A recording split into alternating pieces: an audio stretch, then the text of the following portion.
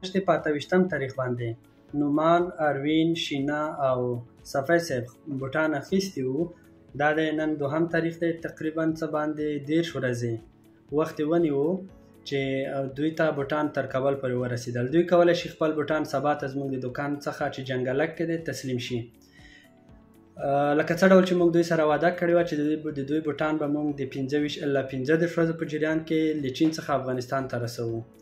که تاسې غواړئ چې دغه بوټان له نږدې وګورئ، موږ سره تماس کې شئ. موږ به د دوی د دوکانونو ادرس درکو. تاسې کولی شئ له دوی نه بوټونه هم واخلئ او بوټان هم له نږدې وګورئ د سمپل په حیث چې آیا ارزیږي که نه ارزیږي، تر څو دغه بوټان واخیستل شي. تاسې کولی شئ د دوی په دوکانونو کې دغه وګورئ.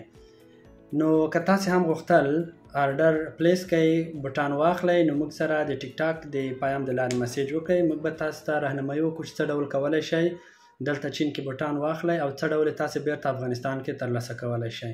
مننه.